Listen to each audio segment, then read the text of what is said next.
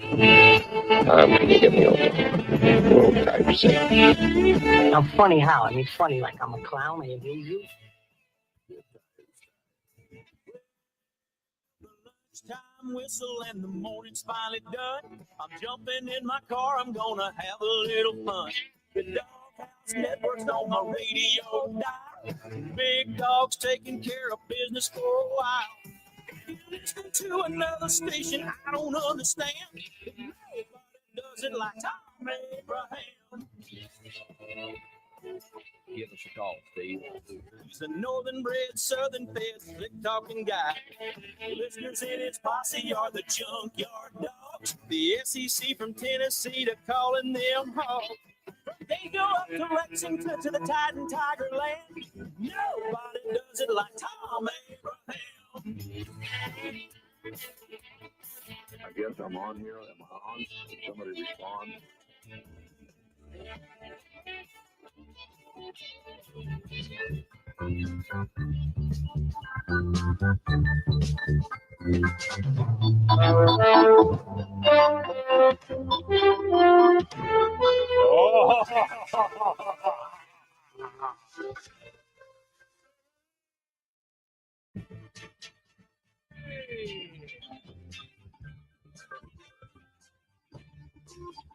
Oh, that can only mean one thing. That can only mean that it's Football Friday in the Doghouse. And regardless of how much football's in the show, Football Friday means football music throughout the show, beginning with the single greatest football song ever recorded, the original Monday Night Football theme.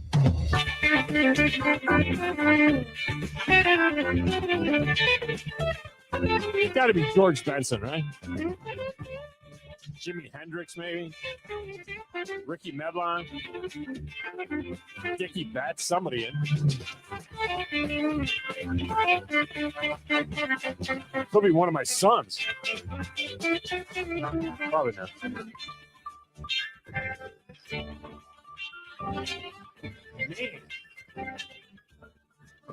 If you're not listening to the show in headphones, you just don't get it.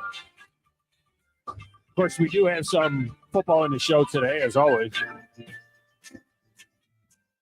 With the Titans wrapping up their mandatory minicamp yesterday. And now there's 5 weeks off until training camp begins. Plus, we've got the second round of the U.S. Open underway in Pittsburgh as well. So we have plenty of talk on that to get to. And look, personally, I'm just going to tell you right now. Personally, I am highly distracted today. I really am. Yesterday and today. I mean, I'm already maybe a little bit ADHD. I don't see, when I was coming up, we didn't have that thing. They didn't invent that ADHD until like, a few years ago. When I was coming up, they would just cuff you in the back of the head. Pay attention. Just pay attention, will you please? But what having a little bit of that ADHD will do for you is it actually makes you a better multitasker. See, if you're a person that's got OCD, like I got a son that's OCD, obsessive compulsive, he can't, for him, it's tough to multitask because he's so locked on one thing. If your ADHD, is it ADHD, DHD, ADHD?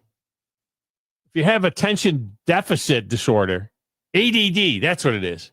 Is that what it is? ADD? No, that's AD. I don't know if it's that or not.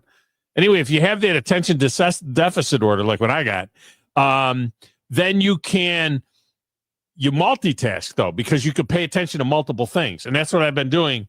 Well, that's what I do all the time. But today, especially, my two favorite things to do in the world, in terms of outdoor recreating, my two favorite things to do in the world is to fish or play golf. It's always been like that. I used to play more golf than fish. Now I fish more than play golf. But those are the two things for me to do. I'm not a hunter. Did some hunting when I was younger. Don't have anything against it. I just don't. I don't play softball or, outdoor sports that way. Any of that kind of stuff. I fish or play golf. Those are the things. That's my outside activity. That's what I do. And today, with the U.S. Open on across the way on the 40 here in the studio, and then right next to me, side by each, I've got the Bassmaster Elite event at 10 Killer going on. 68th. Single-handedly today could save his season. Career. Yeah. Wow. Is Elite saying there's a chance? Yeah. Whether he chooses or it gives him a choice. Yeah. And we hear those jumps at 7 a.m. in the morning when Yeah. somebody catches two nice ones. But Two this nice time ones. of the day, that's Yeah. huge. The catch up. That's professional fishing on TV. I'm part of the crew that rotates into that. I'm not working this event. Obviously, I'm here with you guys doing the Sports Talk Radio show. I don't know if they've got me anything. I know for sure that I'm working an event. I know I'm doing an event in September at Champlain, Lake Champlain in upstate New York, the Adirondacks. I know I'm doing Wheeler in October, which is Wheeler. And I know I'm doing Okeechobee in November. Those are already on my dance card. So, in any event, so that's going on. The golf is going on. This is tough for me. This is tough. I gotta be honest with you. If you go to my X feed at Thom Abraham Show, you can see what it looks like in the studio with these things on at the same time. It's tough. We welcome those of you that are watching on the X, the Facebook, the YouTube, all of those things. You can get the link to that by simply going to at Thom Abraham Show and hitting the video feed there. You can check that out if you want. Yes, that is a beautiful golf course behind me. I think that's Oakmont behind me there. I'm not at Oakmont. I know it might make it seem like I'm at Oakmont when you see that, but I'm not at Oakmont if you look at it. We also welcome those of you that are listening on the apps as well, whatever app you're listening on. Those of you listening over the air in Nashville on WNSR and in Winchester on WCDT and in Huntsville on our flagship station, 97.7 ESPN The Zone. 6 signals in all carrying the show, but just one phone number for you. 256-576-4977. That gets you into the show. 256-576-4977.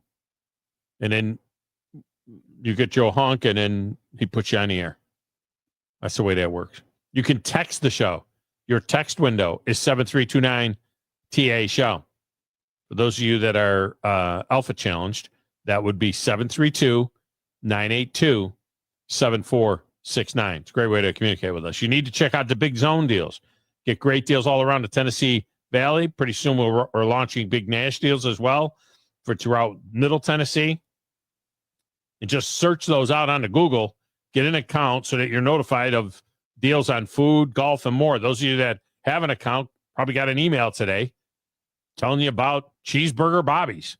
Cheeseburger Bobby's. It's amazing. And it goes fast. You might want to jump on that. Look, Father's Day is coming up on Sunday. No matter where you are listening to this show, Father's Day is coming up on Sunday. We got some great last-minute deals for you right there. Because you make your purchase, and then you can download your certificate, and then you can wrap it up, and then you can send it off to your pap, and you're good to go. Coming up in this hour of the show, this year marks 25 years since the Tiger Slam in 2000 and 2001. Tiger Woods held all 4 major titles at the same time. Seems like just yesterday. And as incredible as it seemed at the time, Tiger was so dominant, it's really taken us some years to kind of realize how amazing it was. Because in the moment, it was like, of course he's winning every major. And now 25 years later, we're like, damn, he was winning all those majors. Brody Miller covers golf for The Athletic, and he has a new book out, The Year of the Tiger.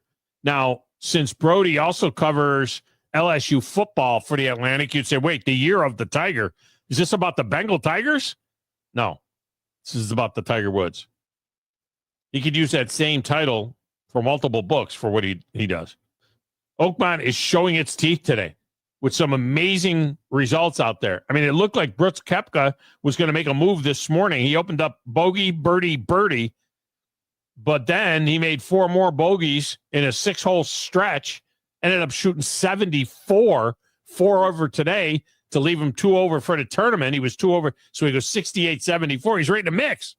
He's right in the thick of it. Wait, we'll see how these guys do in the afternoon session. We'll see how that goes. And then there's Justin Thomas. Oh my gosh. Justin Thomas, he was playing with the Brooks Koepka, and he started on the back. And he scraped it around for a little 41 on his front 9. Then he turns around, starts the back 9, which was the front 9 really on the course for him. He starts birdie, and then blows up again. He ends up shooting 76, 76. 12 over par. One of the only guys to beat him was Dustin Johnson. And that dude shot 75, 75. Whatever happened to Dustin Johnson? Does he do any good even on the live? I mean, he's 10 over. Dustin Johnson just kind of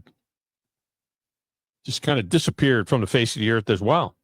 JJ Spawn just parred the first hole, and he still leads at 4 under. Sam Burns is at 3 under after shooting a 65 today. Sam Burns, American. It's a good job by him. There is about 7 guys that are under par right now. Thomas Dietrich, who hasn't teed off yet. Ben Griffin, who hasn't teed off yet. Victor Hovland is having a decent day. He's 2 under on the day. 1 under for the tournament. Siwoo Kim hasn't teed off yet.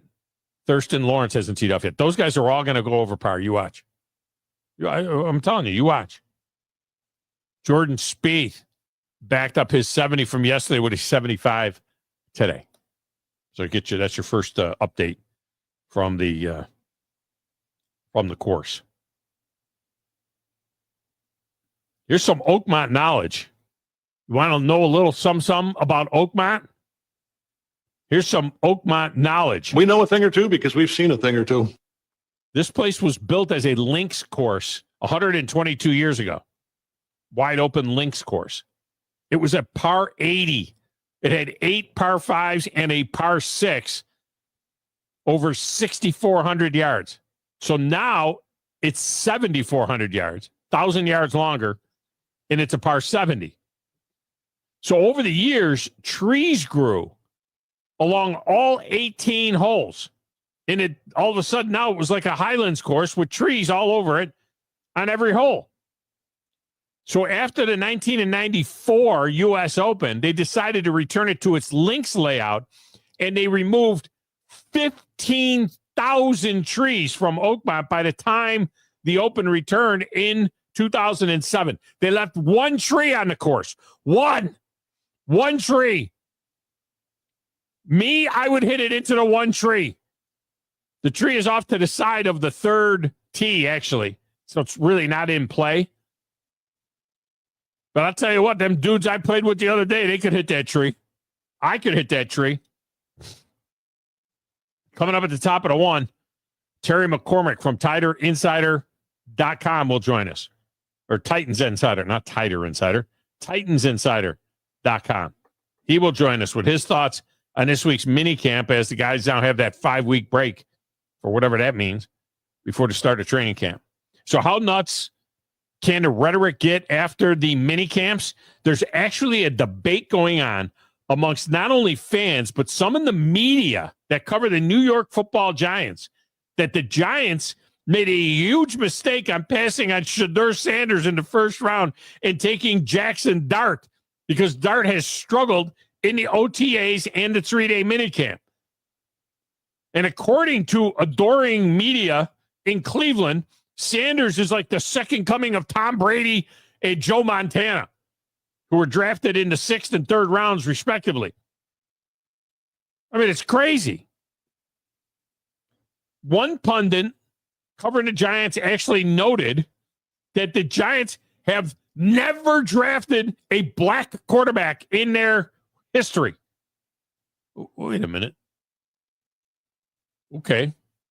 But didn't they just sign Russell Wilson and Jameis Winston in the offseason? I mean, Wilson, he's pretty much black. He's like 62%, according to him. It's like 62% black. The rest European. And Winston, he's a brother. I'm just saying. I don't think they have anything against black quarterbacks. They just signed 2 of them. It's crazy the stuff that people are. Jackson Dart, he's a bust. He's a bust. He hasn't put shoulder pads on yet. He's a bust. Are you kidding me? All right, not a bust. Back there in mission control, playing the play doesn't matter to stacks of wax, living large and in charge on a Friday. Jumping John.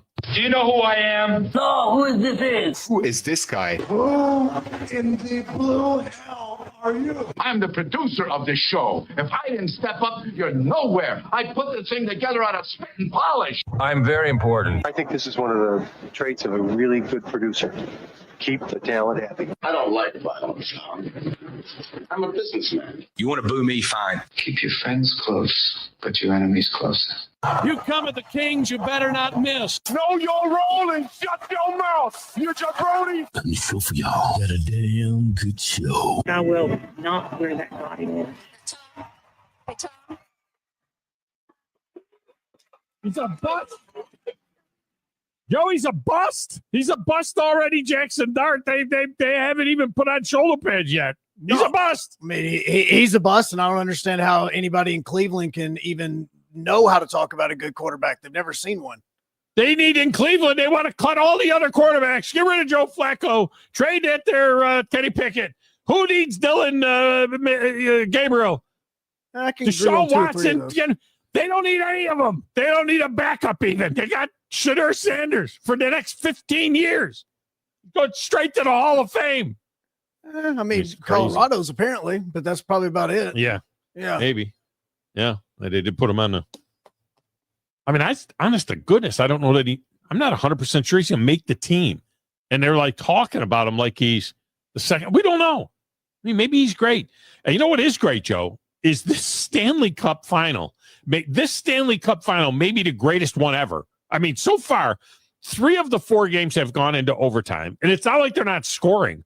It's another 5-4 overtime game. I think there was a 4-3, a 5-4, and a 5-4. And then they got Florida blew out Edmonton in game 3, 6-1. But what a game last night. It was 3-0 at the end of one, Florida. And I'll be honest. I got everything recording. So everything's recorded so I can go back and watch whichever one I want to watch. But I try like the Dickens to not out myself on the phone so I don't see the updates and stuff. So I went to baseball because the Yankees were playing like a 1-0 baseball game against the Royals. And all right, let me go to baseball because Edmonton, I love Edmonton and they're getting whacked. So I'm like, this is over. Everything's over. The series is over. Everything is over. So then I'm going to bed at like 9:00 and I'm plugging my phone in and inadvertently I see an update from ESPN. The Oilers have tied the game with 3 straight goals. I'm like, oh, man. But you know what? I don't even know if I would have gone back and watched. So I watched it like I didn't know. And they tie the game. Then they take the lead. Then Florida scores with 15 seconds to go in the game. And then Leon Draisaitl in overtime with a one-handed shot wins the game winner. Joe, I know half amount of people are watching this compared to the NBA final, which has been nothing compared to this. But this is the greatest hockey. This is outstanding. Look, you talked about how they scored the 3 goals. If you go back to the last 4 periods of hockey, the Panthers had outscored the Oilers 9-1. It was that dominant. And this was after how bad Florida beat them in game 3 that you're thinking Edmonton's about to get destroyed in this game too. Yeah, it's over. And then you swap goalies. He does not let a single goal go through until again about 18 seconds left in the third period with a 6-on-5 empty net goal or with the empty net on the other side. And they go into overtime, and there were even multiple opportunities for Edmonton to even score there. They had an empty net right in front of them because goalie got too far out of the crease. and they couldn't get anything in. It goes off the pipe on the left side. Like the whole Stanley Cup, like I am so invested in it. Like I've got reminders reminding me of when this is going. Like, I mean, there's every single second, like I'm walking around getting the kids in bed. I've got it on my phone. Like I'm watching it. Like every single second I'm paying attention to this. And that is all I'm paying attention to whenever the game's on. So game 5 is Saturday night, and then game 6 won't be until Tuesday back in Florida. And then if there is a game 7, it would be Friday back in Edmonton.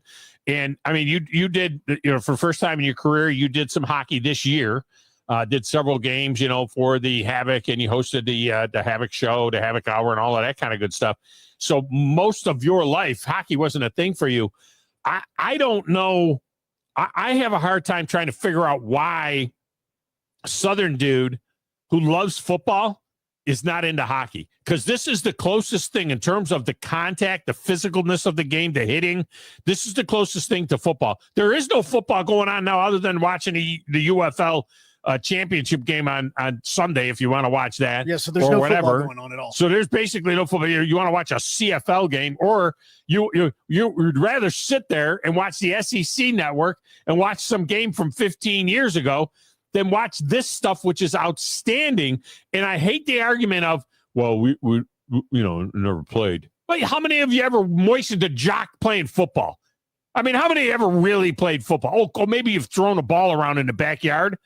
But the vast majority of people, the vast majority of football fan, never actually strapped up a pair of shoulder pads or a chin strap. You don't know. You think you know, but you don't know. So you could be a hockey fan too, just because you have not skated or just because you have not played hockey. I don't get it, Joe. The drama, the contact, the tough guys. These guys are so tough. I don't know what we have to do to get people to watch this. Well, and that's where the growth is starting to come in. That's why you have Nashville doing what they're doing in the Preds, and you've got junior Preds that are happening and stuff like that. Most people have understood that if you're not into hockey at the age of 35, 40, like you're never going to be like that whole die hard thing unless you actually give it an opportunity. So what you do is you invest in the youth. And so that's the reason why they're doing. So they're having to wait. It's like a tree. You're having to wait 10 and 15 years for it to grow up. I mean, the same thing happens with soccer. I mean, again, just a few hours ago, we found out that Huntsville's doing this humongous soccer match. Or a soccer tournament where like 360 soccer teams are going to be coming to Huntsville. People that are in their 50s and 60s don't care anything about soccer, but when the people that are 10 and 15 years old now get that age, they will, and that's what they're banking on. I'm just telling you, they won't. They won't. They've been doing this this has been going on, and I saw that release yesterday too about the big soccer thing that's coming up in Huntsville, but they won't. Okay, they won't. Kids have been playing soccer for 30 years. They grow up and they're football fans or they're baseball fans or they're not soccer fans, because kids run around kicking a ball when they're 7, 8, 9, 12 years old. They don't then grow up and say, oh, I got to watch an MLS game. They don't. They really don't, because it is what it is. It's a niche sport, and it always will be. All right, let me get LSU Lynch in here quick before we get to the break, because he's been waiting patiently. LSU Lynch, welcome to the show. How are you? Son, this has been a great show. Thank you. And I was going to say this quickly. Tiger Woods, you remember he had the little doll out, right? Yeah. Remember that? Yeah. I've got that. Never been open. Been taken care of. It probably worth about $50, but I got one because you don't see them. Yeah. You know? No, I do remember that. And look here, I was mentioning the LSU Wild Piglet baseball game that's going to happen, because look here, both of us, regardless, are awesome. You hear me? Yeah. Go SEC. But like I said, it's been a great day. Y'all doing a great job right now. And like you said, this town loves hockey. So you want to talk about hockey, you are 100% right on, Mr. Abraham. Go LSU. Yeah, this town does love its hockey. No doubt about it. LSU Arkansas is the late game tomorrow. The College World Series gets going at 1 o'clock today here. Top of the hour. College World Series gets going. Arizona and Coastal Carolina. And then tonight it'll be Oregon State and Louisville. And then tomorrow it'll start with Murray State and UCLA and then LSU, Arkansas. Joe, who you pulling for? You got to have a team, right? You can't watch it without having a pull. Who you squeezing for in Omaha? Oh, I mean, I'm going. I guess if I had to pick a team, then I'll pick Arkansas. But I'm genuinely just watching. Yeah, like, I just enjoy it, so I just watch the whole thing. I gotta have a squeeze. I can't watch a game without a squeeze of any kind of game. So I'm pulling for Coastal. I am pulling for Louisville against Oregon State. I'm pulling for Murray State against UCLA because it's a great story, and from the Dirty South. And in the LSU Arkansas, really, I like both teams. Arkansas has a bunch of kids on the team that love fishing. And so I'm like kind of pulling for Arkansas, but I'm good either way. At the end of the day, I need an SEC team to win this. At the end of the day, that's what I want, is an SEC team to win it all. All right, let's grab a break. When we come back, Brody Miller, he is up next right here on the Thom Abraham Show.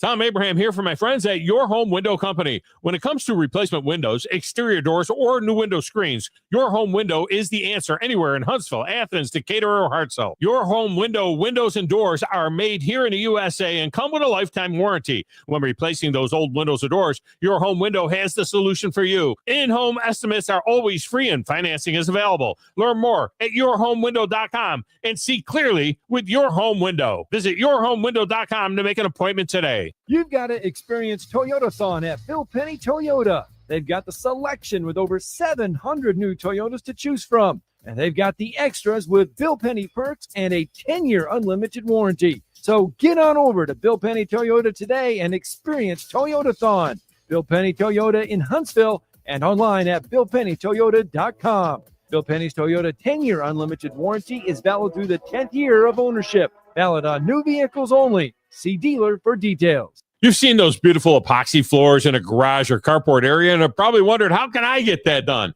Well, the answer is Lifetime Epoxy Floors. Lifetime Epoxy Floors is an A-plus rated business with the Better Business Bureau and has been family-owned for over 14 years. They do both residential and commercial applications and get most jobs done in a day. Lifetime Epoxy Floors' motto is, we love what we do, and it shows. Visit LifetimeEpoxyFloors.com to schedule a free estimate today and check them out on Facebook. At the Huntsville Sports Commission, we do sports. The Rocket City is your destination for world-class sports in North Alabama. The Huntsville Sports Commission brings elite tournaments, championships, and other exciting athletic events to our city. From youth leagues to national championships, we're driving tourism, boosting local business, and building a stronger, more active community. When you team up with us, we'll worry about the details so you don't have to. We do sports. I'm here with Stan McDonald of Jacob Title. Stan, I've heard that every real estate closing at Jacob Title is a very big deal. Why is that? Wes, I'm reminded of a very impactful statement that I heard from Coach Gene Stallings years ago when he talked about big games and little games. He said he didn't like that comparison. He says, because try losing one of those little games. And if you ever do, it ends up being the biggest game all year long. Well, it's the same thing with real estate closings. Every game, every closing is a very big deal at Jacob Title.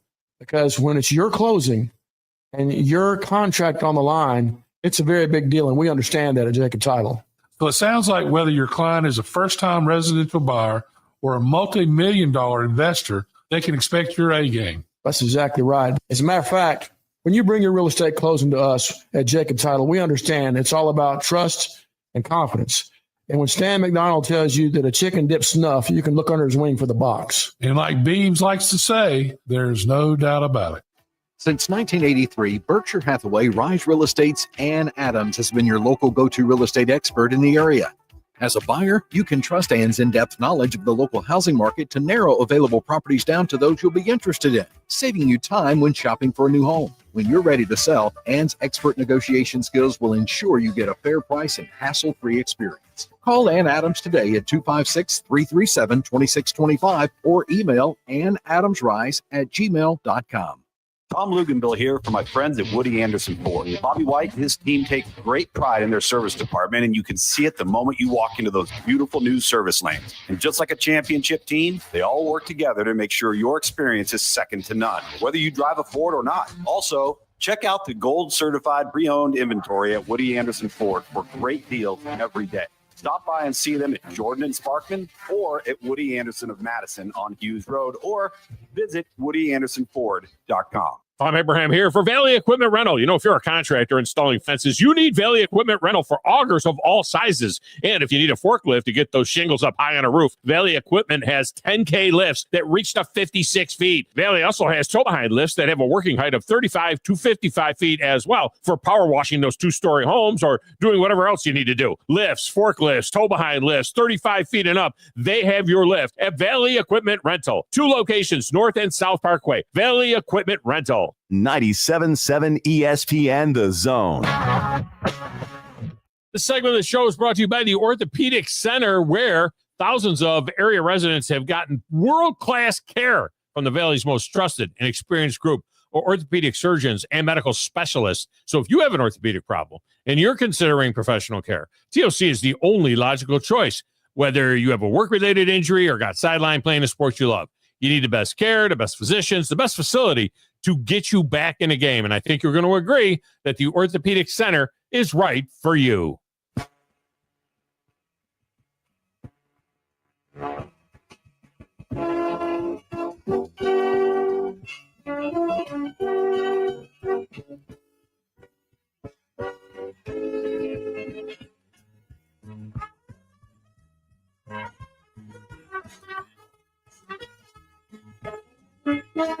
And welcome back, Thom Abraham Show. So Brody Miller wrote a book, The Year of the Tiger. He's not talking about the LSU Tigers. It's the major run that made Tiger Woods.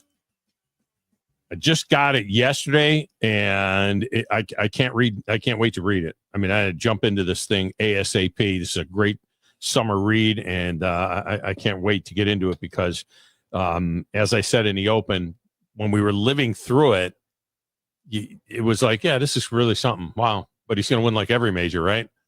And now, 25 years later, it's like, I mean, damn, I can't believe he did that. Brody joins us now on the Neighbors Wealth Management Hotline from Oakmont, where he is at. Brody, welcome in. How are you? I am doing well. Thank you for having me. How's everything going?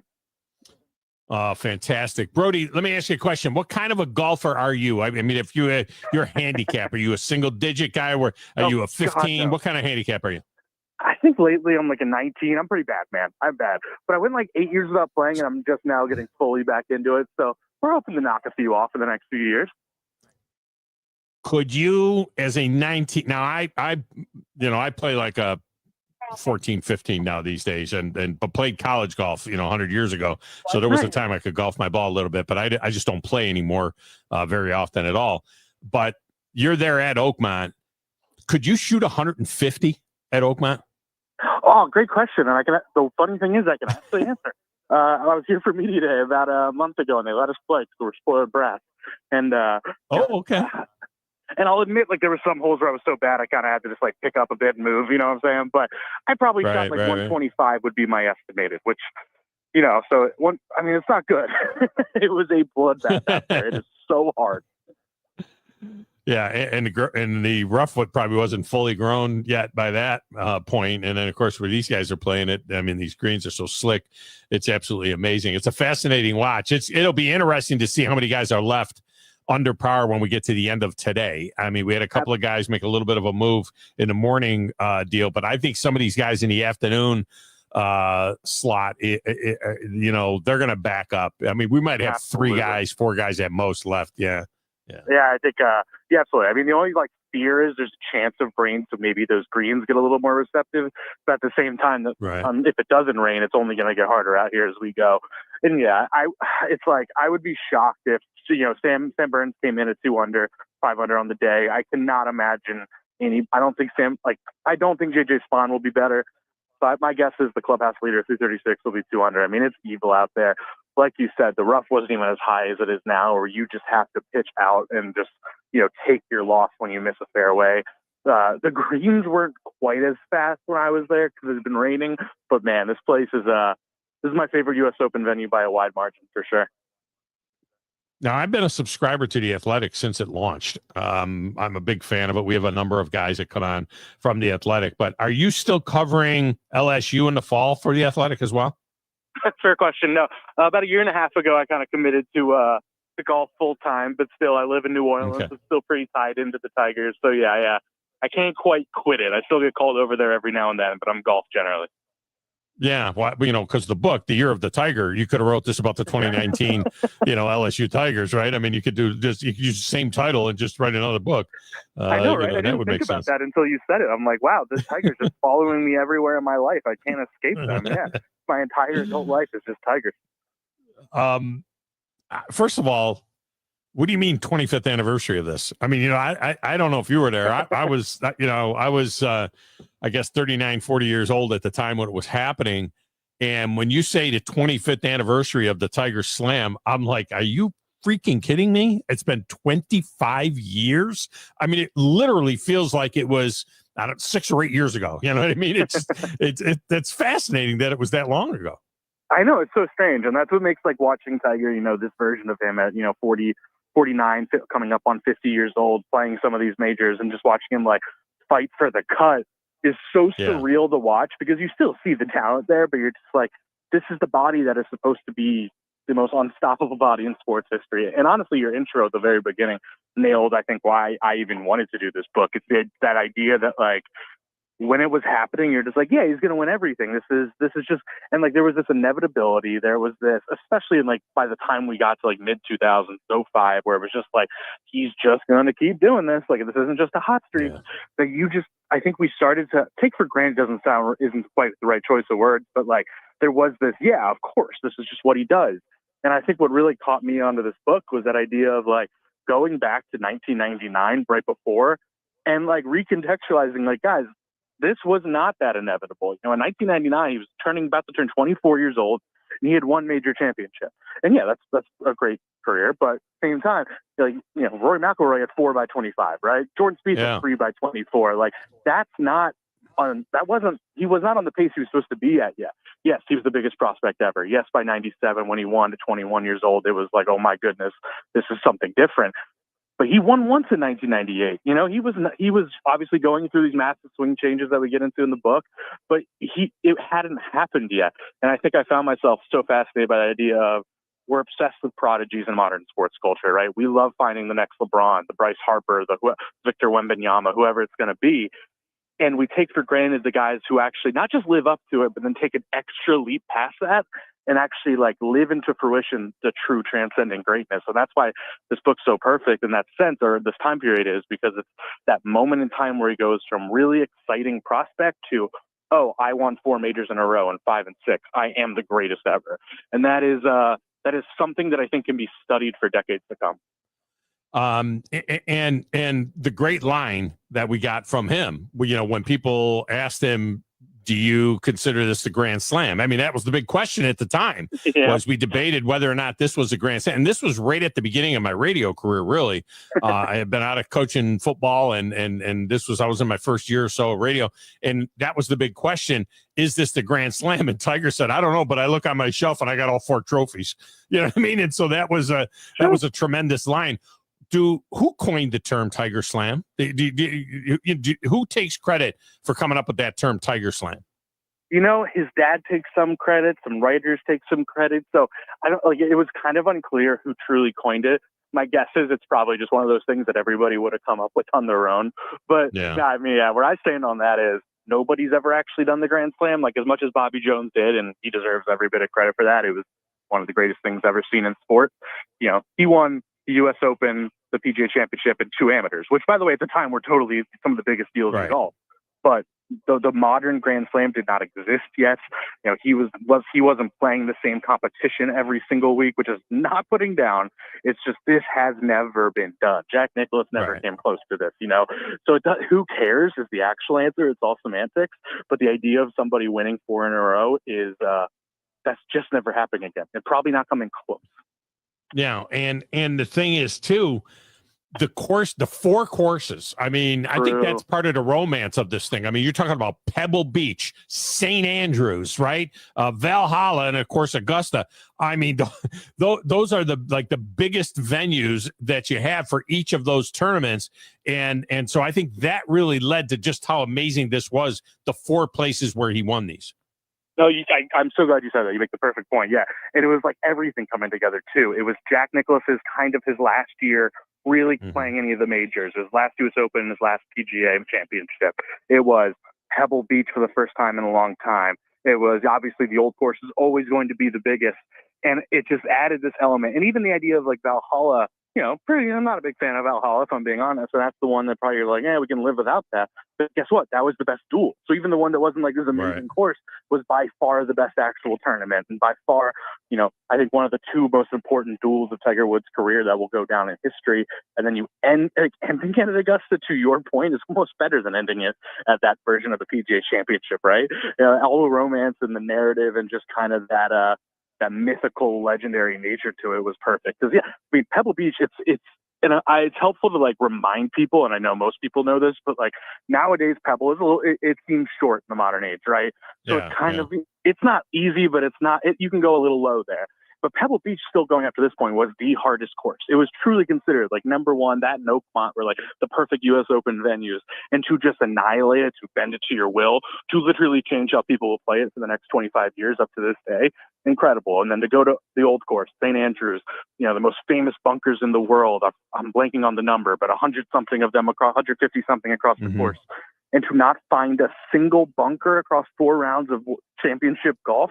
So it's like each time it's a different narrative being dispelled that he's breaking and changing this game. And then, then the one thing is, hey, we know he won all those amateurs and close battles, but he's never really won a major in like someone's punching him in the mouth. So then he wins one of the classic duels and pointing the putt in. So it's like each one, he changed the new narrative. And that's kind of, to your point, it's not just that he won 4, it's that he did it in this just kind of romantic nature each step. Yeah, well, and I think the last one, number 15, there at Augusta, the one that kind of came out of the blue. Yeah, but that's I think, and I'm just doing this by memory now, but I think that's the only one where he didn't lead going into Sunday, and that he won. All of the other ones he always led. He never really came back on Sunday to win a major. He usually was, pulling away from the field. Brody Miller with us here. He wrote the book, The Year of the Tiger, the major run that made Tiger Woods. It's about the basically the Tiger Slam. All right, Brody, let's be honest. This isn't the first book written about Tiger Woods, right? I mean, there's been a few books written about Tiger. In fact, I'm looking at the bookshelf in my studio right now, and I think I got 4 or 5 of them up there right now. Tell us what we're going to find in this book that is different that we didn't know. We're gonna say, oh, I didn't know that, or what is unique in here that maybe we hadn't seen in the past. Yeah, I think a lot of it I do try to kind of hone in truly honing in on that moment of when somebody goes from everything's in front of them to now they are the thing. Going into those 2 years in deep depth about, hey, he was number 1 in the world, won the Masters at 21 years old. He owned golf. And then he decided with his coach, Butch Harmon, to just completely tear down and completely redo his swing because he wasn't worried about being the best for now. He was worrying about being the best for 20 years. And, those kind of phases and those little moments of him, winning the U.S. Open and then the next Monday at 7 a.m. still being on the range because he didn't like something about his swing after he ran away by, 15 shots. Those kind of moments of not just him being, I work hard, but I cannot sit still or be content unless I am pushing to be even better. And that's how he did this. I think those are the details that I hope come through in this book is, yes, there are amazing players. There are amazing talents. But what made Tiger Woods able to do something like this, to make him probably the most iconic athlete of the 21st century, I would think, is not because of how good it was at golf. It's because of that mentality and that brain. Yeah, and we called him for about 15 years. We called him the greatest golfer ever. I mean, we would just say that became the nomenclature, right? Oh, this is the greatest golfer ever. And then, it dries up after 2008, and he takes a 7-iron to the chops, and everything's coming apart, and all of that. We get to somewhere in the mid-teens and we start saying one of the greatest golfers ever. Yeah. Maybe Jack Nicklaus is still the greatest golfer ever, who won the 18 and had another 19 times where he was second place and it did win the amateurs as well and all that other kind of stuff.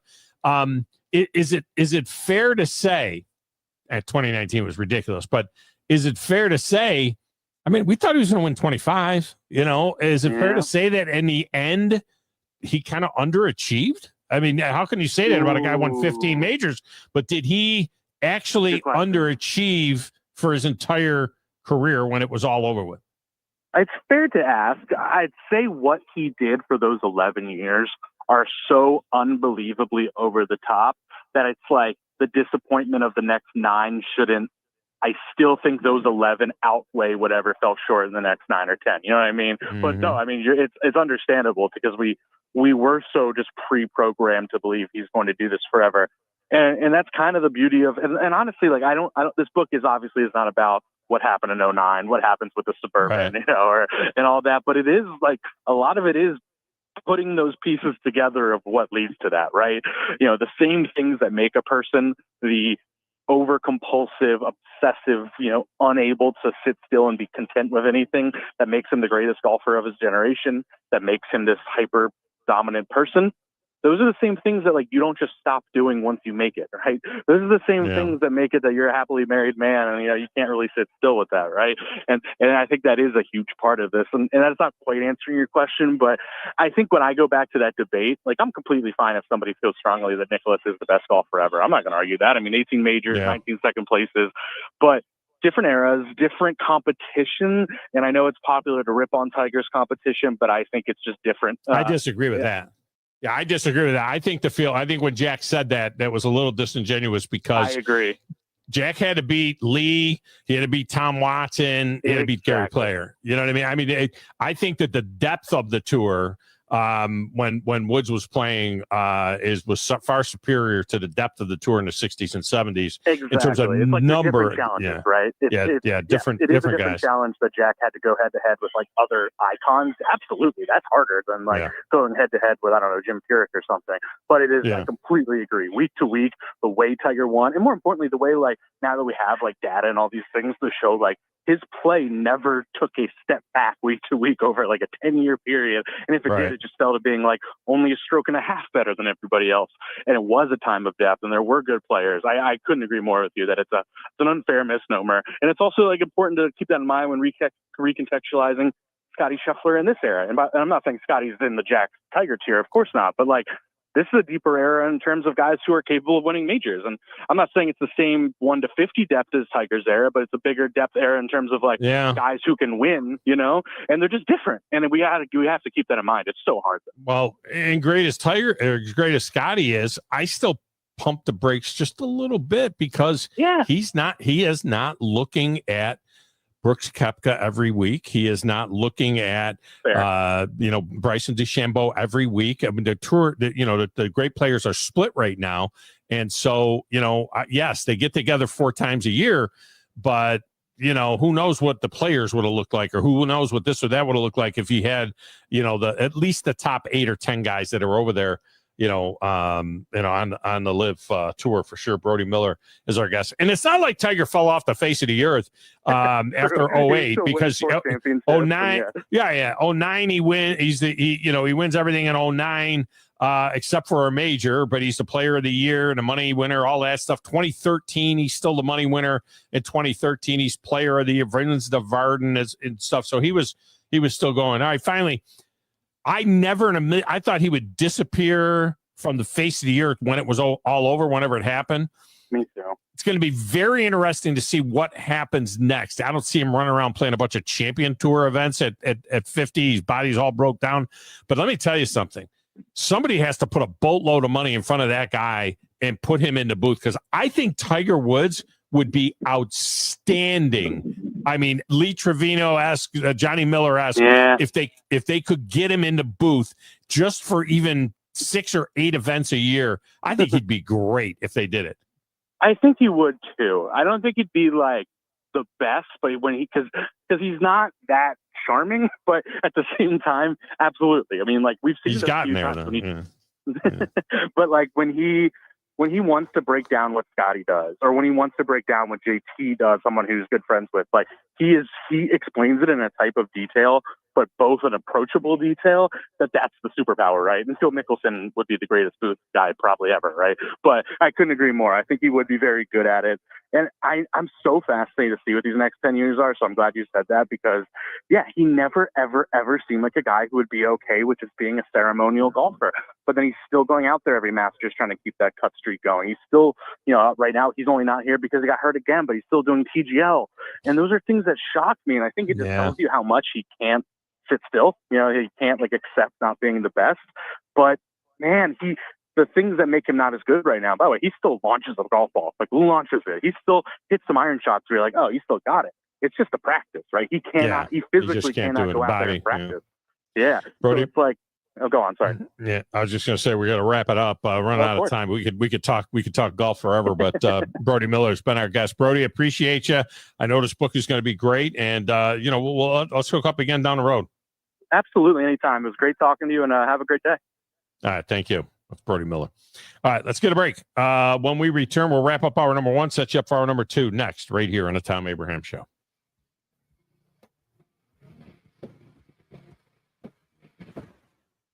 You're listening to the Thom Abraham Show with Joe Hunk on 97.7 ESPN The Zone.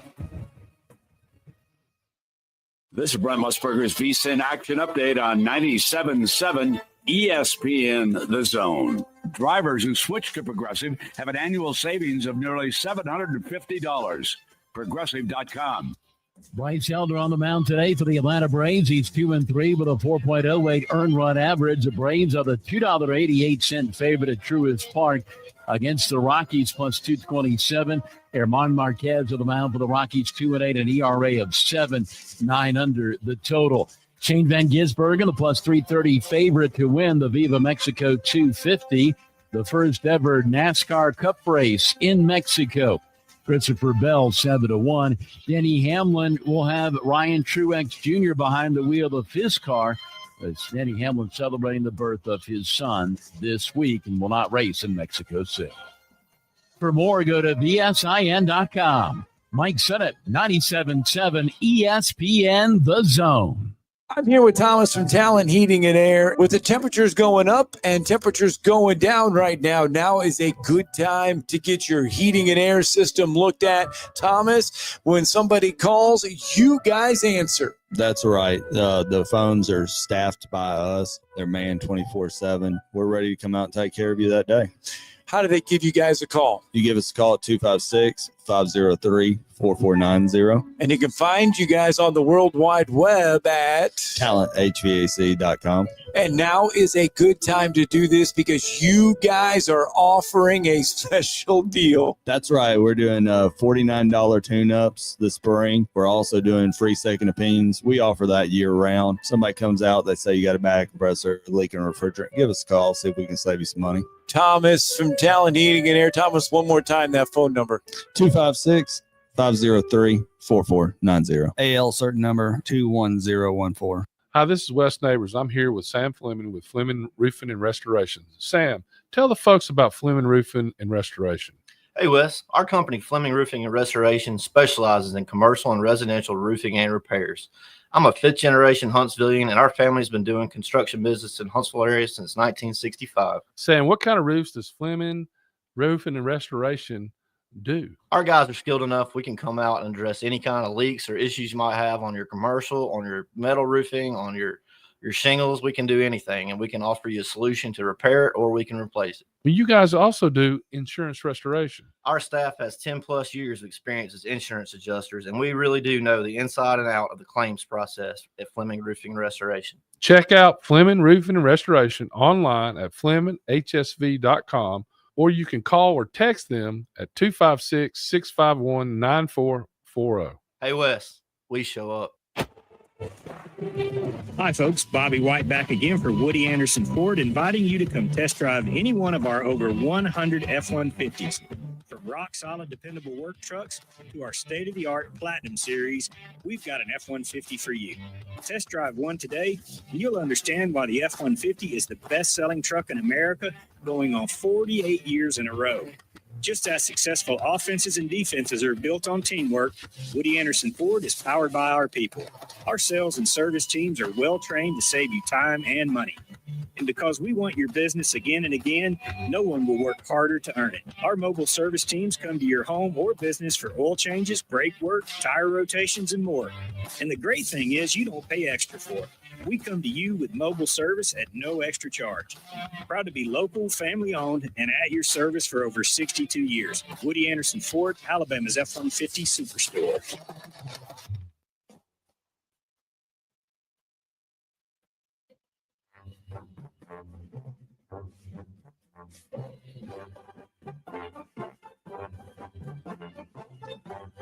So the Tennessee Titans have wrapped up minicamp. Training camp will start in about 5 weeks or so. And Terry McCormack covers it all for TitansInsider.com. And we're going to get his take on what he saw there and what's reasonable, because at this time of year, we're all kind of jacked up about our teams, and everybody is, what do they say? Hope springs eternal. I mean, Joe Hunk just told me the other day he thought the Titans were no worse than a 12-5 kind of team. We said. I think he said maybe 11-6. 12-5, 11-6. That's what his expectation is. All right, we'll talk to Terry next, right here on the Thom Abraham Show.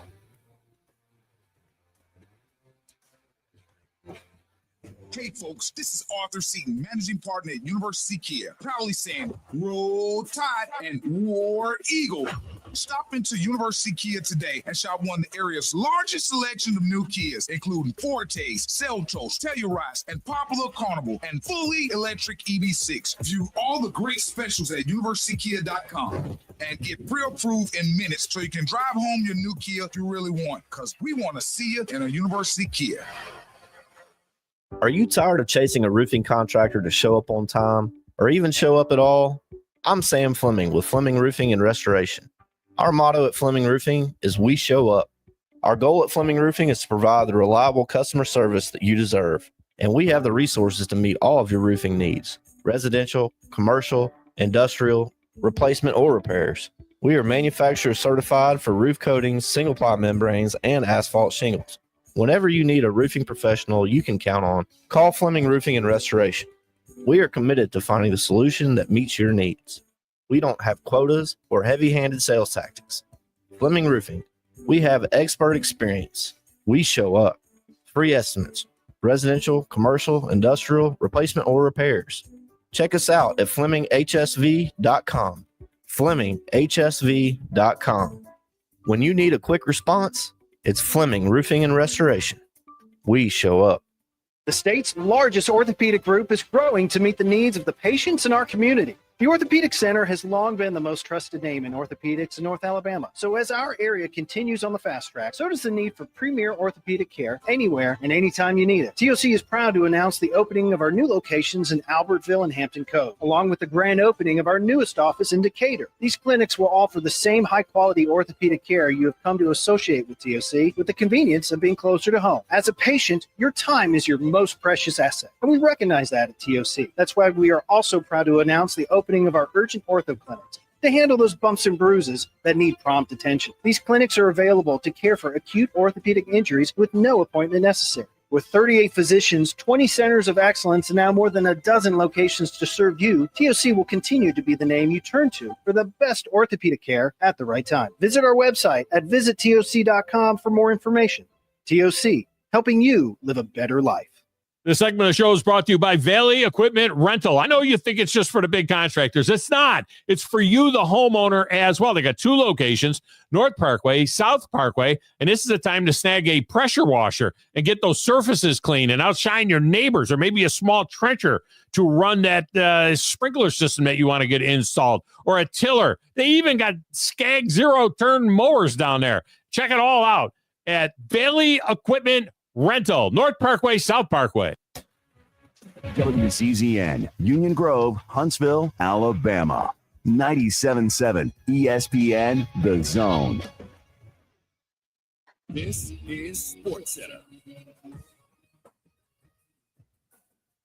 Good morning. I'm Doug Brown. The Edmonton Oilers are the first road team since 1919 to come from 3 goals down to win a game in the Stanley Cup final. Leon Draisaitl scores the game winner in overtime against the Panthers. 5-4 the final in Game 4. The series tied at 2.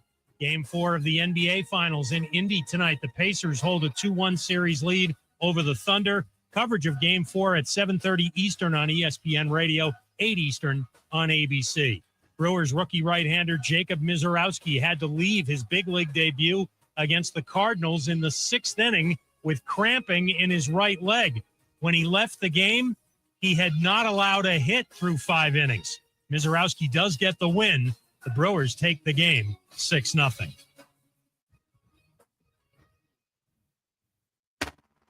You need to be more like a dog. Like what you guys are doing. You've got your fingertip on the pulse of your listeners. Guys know what they're talking about. Be a dog. God bless the show. You are the Messiah. We need more dogs. This is the best show on radio. The big dog, Thom Abraham, is here with you. So settle in and get your bark on. Now live, here he is, the big dog, Thom Abraham. I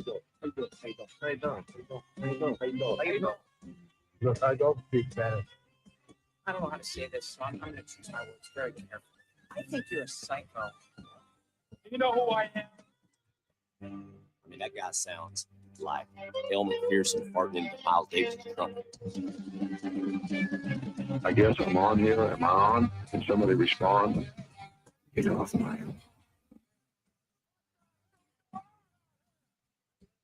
I have to drag my Yankee ass out of here.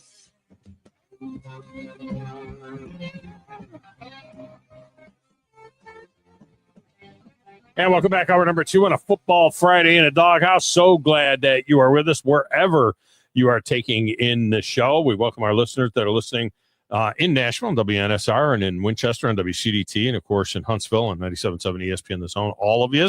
We will get the phone lines open up again here in a little bit. Remember, 6 signals in all. Just one phone number gets you in, though. It's 256-5764-97.7. We'll get that opened up. We'll get you another update on what is going on out at Oakmont as well. But the Tennessee Titans have wrapped up their mini camp. They've got about 5 weeks or so until fall camp opens, and Terry McCormack joins us now from Titans Insider. Does a tremendous job covering the team. I've known Terry for a number of years. I'll be honest, I haven't spoken to him recently, but I've known Terry probably for 15 years anyway, and he joins us now on the Neighbors Wealth Management Hotline. Terry, welcome in. How are you? I'm good. How you been, Tom? I have been fantastic, and man, the site looks better than ever. You're doing a tremendous job covering this team in a time where it could be a little bit tough covering a team that struggled a little bit, and on the other hand, it could be exciting because there's so much upside. Yeah, there really is a lot of change. Some of it is upheaval, I guess you would call it, but there really are a lot of changes that have been made there, and probably still some changes yet to come. As we see how the 2025 season begins to unfold for the Titans. So they wrap up the mini camp portion, but what is this now? You mentioned in the article that the rookies are hanging around and they will stick around for another week or so. What is that? Is that official, or is that just dudes working out together? I'm lost on what that is. Yeah, there'll be some more work that they'll do there in the building, but then there'll also be some things that they do that will be more, I guess, bonding and getting familiar with the city that you're in and all those sorts of things that, just make life kind of haphazard when you're a rookie in the NFL and you've gone through the draft process. You're going through trying to get acclimated to a new city, and, you've been to the combine and pro days and this, that, and the other. And so it's just a kind of a time for them to kind of get familiar with what they're going to be doing and where they're going to be for the next, several months. Yeah. Overall, What are the returns on Cam Ward? I mean, does he look like a guy? He's not a 20-year-old rookie. He's a guy that's been around a minute, 23 years old. And is he a guy that looks like he's grasping what he needs to grasp to potentially take this job over for week one? Yeah, I mean, I think that is the plan, would be for him to be the guy week one and to try and get him ready for that. And, if he's not, then you've got Will Levis, who's a fail-safe, although that would probably be a very tough sell to the fan base with a brand new shiny toy there in Cam Ward waiting to be, unwrapped on Christmas morning. And you still got, last year's, leftovers, still there. But the plan is for Cam Ward to probably be the starter from the jump. And as far as how it's going, I think they're pretty pleased with mostly what they've seen out of Cam. Obviously, he's still got a lot of learning to do. He tossed a couple of picks yesterday in red zone work, 1 in 7-on-7, 1 in team drills. And so there's going to be a learning curve there. I don't, if you're a Titans fan, don't buy your Super Bowl tickets just yet for this team, because there's a long way to go and a lot of things that have to be ironed out and overcome for this team to get back to being a contender. And honestly, it's probably going to take some time. Yeah, well, they'd love to see it, be the way it was when they first came to, what was it, Adelphia Coliseum at that particular point in time, right? That first year in that new stadium was good for a trip to the Super Bowl. They'd love to have this team peaking when they move into the new stadium, and that was probably somewhat of the timeline, thinking that, with the young guys they're bringing in, is that, maybe by the time they can move in there, they could straighten out this uniform, which is horrific, I think, personally. That's a personal opinion, and move into the new building with a lot of excitement. Yeah, I mean, I'm with you on the uniforms. I've never really been a fan of the Titans colors and the fonts. If they want to make a splash, just figure out a way to put the Titans logo on the helmet and go with the Houston Oilers uniforms. But yeah, I agree. Enough of that. You're on the right track. I think the plan is for this team to slowly but steadily ramp up, to show some improvement this year, and then in 2026, hope that things can start to take off. And then by the time the new stadium opens in 2027, I think the hope is that this team can be a contender again and maybe, start making a run to some playoffs, things like that. But, you got to remember, it's a tough climb in the AFC, maybe not necessarily the AFC South, but the AFC as a whole, because at some point you're going to wind up going through Patrick Mahomes or Josh Allen or Joe Burrow or Lamar Jackson. You're just gonna have to get through those guys in order to get to a Super Bowl. So that time is probably still pretty far off for the Titans. Yeah, Terry McCormack with us here. All right, to Will Levis. I mean, this would be about the time where a guy would have gone through all the growing pains. You've invested 2 years in him. He's got a bunch of starts. He's thrown a bunch of interceptions. He at times has looked, like he could be a thing. And now he's kind of thrown to the scrap heap. And it seems like, I don't know what the future is for him, but it just seems unfortunate that after 2 years invested in him, that it feels like the decision has been made that he can't help you anymore. Yeah, it is kind of unfortunate. And credit to him, he's making the best of the situation. He's actually looked pretty good in the OTA work and the camp work, probably more at ease and more in control than he's ever looked in his 3 years here. I still think that given the right situation and the right team around him, Will Levis could be a decent NFL quarterback. Right now, I mean, I'm not going to lie to you, Tom. If you ask me right now, he's ahead of Cam Ward in terms of, right. If you were going to start a game tomorrow, Will Levis would probably give you a better chance to win it than Cam Ward, just because he's in his third year, he's in his second year in the offense. But that's probably not in the Titans' plans for him to be the guy. He's the insurance policy now. If something happens to Cam Ward, he gets hurt, Will Levis is going to be asked probably to step in there and take the reins for a while. It's certainly a new role for him, not one that he asked for, not one that he wanted, but it'll be interesting to see what he does in that situation. Yeah, Terry McCormack with us here talking some Titans. Xavier Restrepo, I loved this signing when they snagged him. You think of him in the slot, a tough guy, a guy who has a familiarity certainly with Cam Ward, and a little bit of a wild card, in a receiver room that still doesn't feel great. It just feels like this Restrepo kid, if he can contribute anything, he's one of those dudes that's going to definitely be a fan favorite. Oh, there's no doubt. I mean, you probably remember, Tom, going way back, how Drew Bennett kind of became a fan favorite as an undrafted guy, former quarterback turned receiver. Restrepo's got a little bit of that same flair to him, not nearly as big as Bennett, of course, but he's a guy that certainly knows Cam Ward well, knows how to get open. It'll be interesting to see how it translates once the pads go on, to see if it still works, that chemistry between him and Ward, and the chemistry he can develop with the other quarterbacks too. I mean, it's a wide open receiver room. There are not a lot of spots locked down. So, there are 2 or 3 spots there that could be had if the right guy has the right kind of camp. So Restrepo is in that fight. The biggest thing for him, because he's so small, he's probably limited to just being a slot. And then if you're a limited guy who can only do certain things at the receiver position, in order to be on a roster, in order to be up on game day, you're going to have to contribute something on special teams too. So he's going to have to find a role there if he wants to be a part of this team.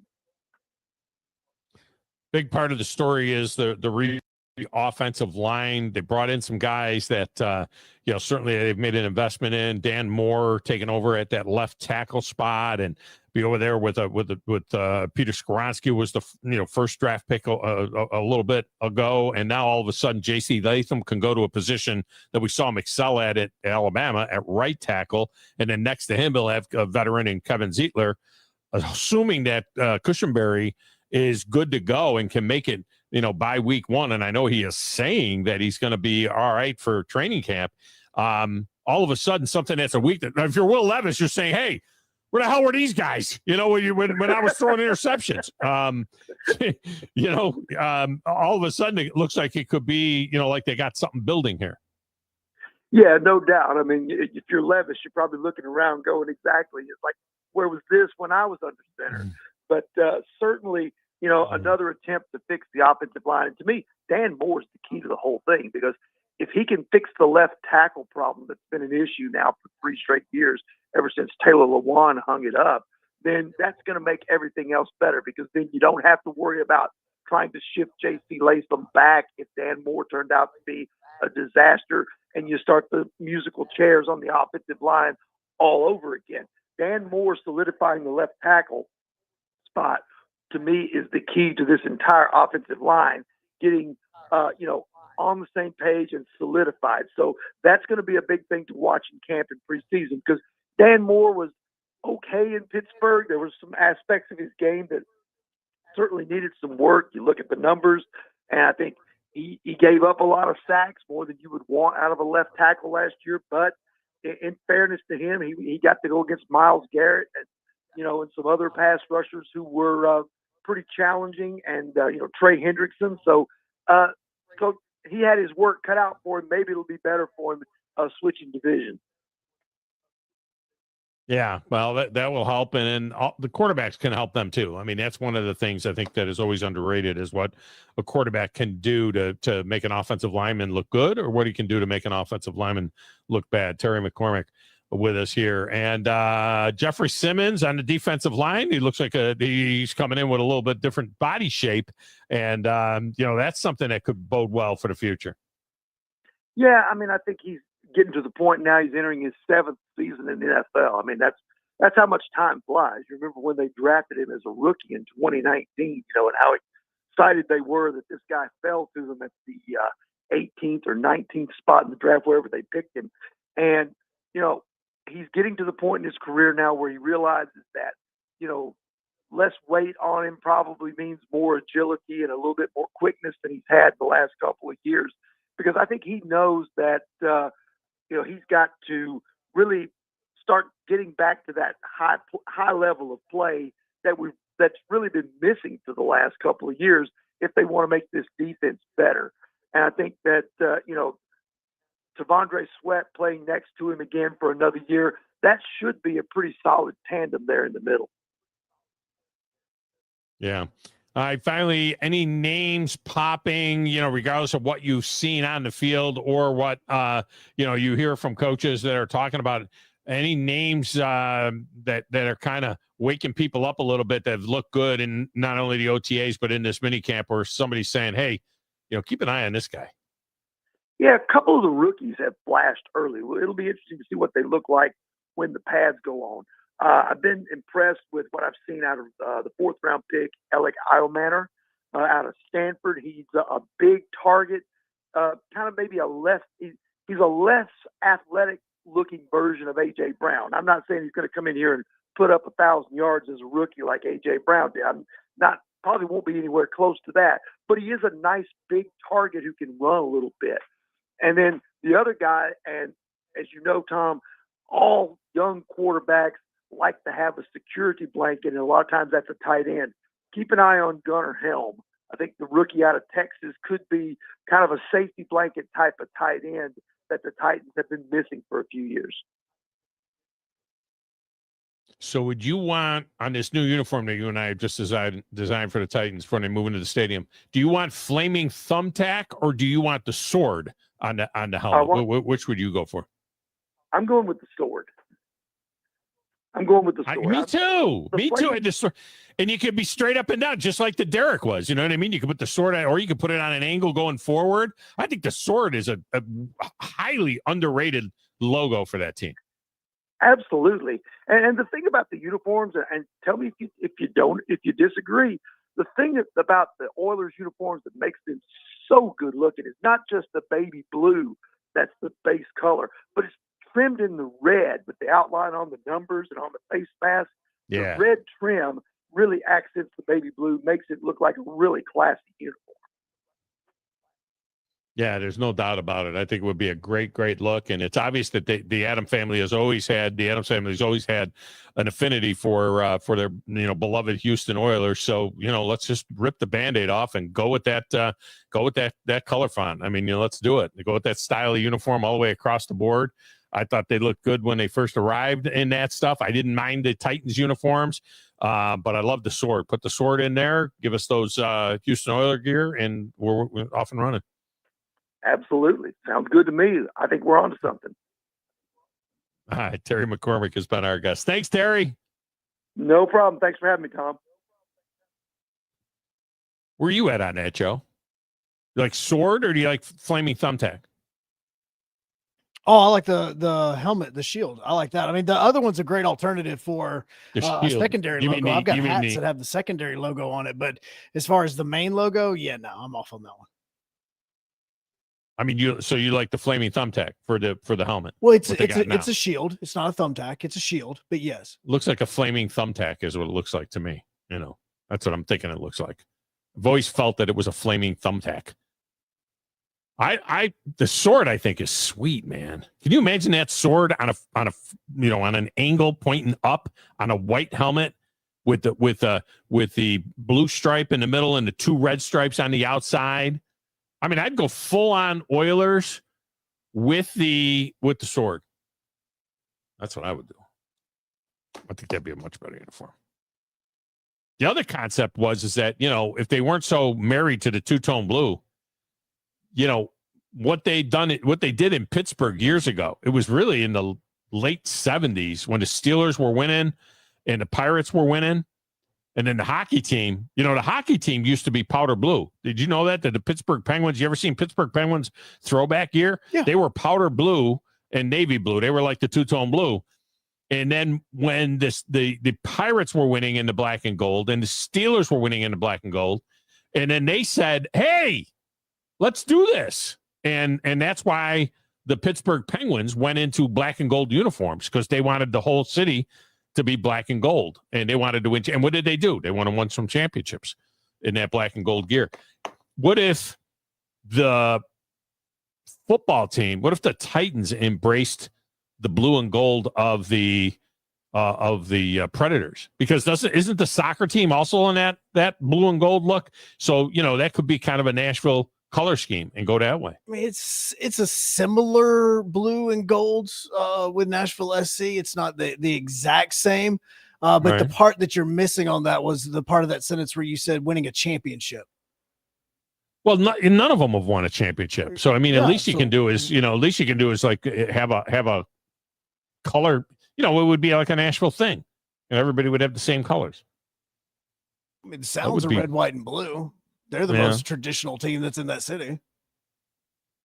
Well, maybe the hockey team should change their colors. So we go back to the blue jersey. I have never been a fan of the gold jerseys. Never. They look like Sweden to me out there. Gold jerseys are sweet when the whole arena is also in gold and they're doing the whole color. It's pretty sweet. I like the original uniform. I mean, I thought the blue jerseys with the gold trim and that number font, I thought that was cool. I thought that. By the way, did you see what they did? You're not a country music fan at all, are you? Yeah, I like it. Oh, do you? Yeah. So did you see what the Grammys have done? The Grammys added. Country music has gotten so far from its roots. I mean, it's so unrecognized. It's like pop music, you know what I mean? What is now country music. So the Grammys added a category, and now they're going to award. They have like a traditional country music category and a contemporary country music category. They're going to award a what do they call it? I think it's traditional country music album of the year, and then contemporary country music album of the year. And it'll be interesting to see who ends up in which category. And what could they end up in both categories? Could Taylor Swift actually end up with a hit in the traditional country music and the contemporary country music? And what do you do with the big guy, who, by the way, is losing weight? I don't know if you've seen that with the Jelly Roll. Did you notice that Jelly Roll has got less rolls now? Jelly Roll lost like 80 pounds. I like Jelly Roll. That's impressive, actually. It is. I mean, he lost like 80 pounds. And but is he contemporary or is he traditional country music? That's a tough one. He honestly can do either, which is the impressive part. Yeah. And there are a number of them that can do either, but it's, whatever is considered traditional or classic, country music sound is pretty much with the older crowd. I don't know. I'd have to think about it and think about like some new acts that have come into the country music scene that got an old soul, that got an old sound to them. Well, that's where you would talk about your Luke Bryans, your Chris Stapletons, not Luke Bryan, Bryan, but Chris Stapleton. Yeah, Chris Stapleton for sure. Yes. Yeah. But that would be a good one. Some Jamie Johnson, a little bit of Jamie Johnson, maybe. Absolutely. He got a little bit of that feel to him. All right, we'll get a break. Let's go with the phone lines here. Let's go free phones Friday the rest of the way. 256-576-4977. We'll give you an update on what is going on at the U.S. Open as well. There has been some movement on the leaderboard, and we'll tell you what some of the big names are doing out there as well. We'll do that next right here on the Thom Abraham Show.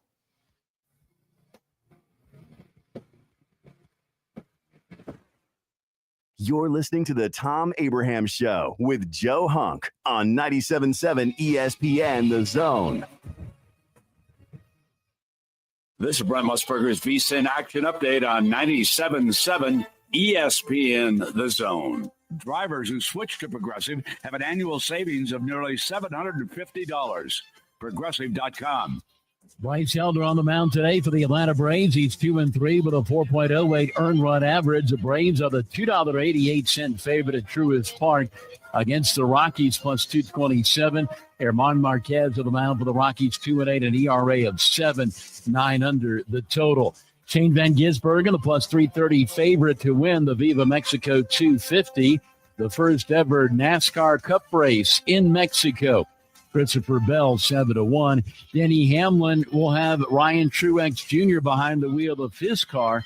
It's Denny Hamlin celebrating the birth of his son this week and will not race in Mexico City. For more, go to VSIN.com. Mike Sennett, 97.7 ESPN The Zone. This is Steve Moulton from 97.7 ESPN The Zone, and this is What's Happening. Be sure and download our app. Just search 977 ESPN in your Google Marketplace or your Apple Store, depending on your device, so you can take us wherever you might go. And you can also check out our latest zone deals. Head over to our website, 977ESPN.com. The top left banner reads, Savings never tasted so good. Click on that, then enter in the Big Zone Deals store for half-off zone deals of Lawler's Barbecue, Cecil, Carrabba's Italian Grill, Bubby's Diner, Corlejos Mexican Grill, Bad Daddy's Burger Bar, Divergence, Full Moon Barbecue, Bigfoot Little Donuts, Hickory Store Barbecue, Good Company Cafe, Apple Lane Farms, the Decatur location, and rounds of golf at Cherokee Ridge Golf Course and Gunter's Landing. And that's what's happening. This segment of the show is brought to you by Woody Anderson Ford's award-winning service department for the routine checkups to keep your Ford or other brand in working order. But they can also take care of bigger problems as well because they got expert service technicians down there, and they're going to quickly diagnose your problem and use state-of-the-art tools to get it resolved. They also have a great mobile service where they can come out to you. You need to check it all out. You need to make an appointment today. Do it at WoodyAndersonFord.com. That's WoodyAndersonFord.com. Your customers deserve the best, and so do you. You invest in your customers with your heart, soul, and skill. Well, it's time to invest in yourself with the next generation Cat 255 compact track loader from Thompson Tractor. After all, those who give their best deserve the best, and this machine has it all. With features that include a more powerful engine, tri-axle truck loading capabilities, a spacious cab, and a smooth ride for all-day comfort. Best of all, now Thompson Tractor is making that investment even better with our Workhorse Special. Get 0% financing for 36 months on the purchase of a new Cat 255 compact track loader that comes with a 3-year warranty. You also get a 74-inch bucket and 1,000-hour filter kit. But hurry, this offer is only good through June 30th. Visit ThompsonTractor.com for details.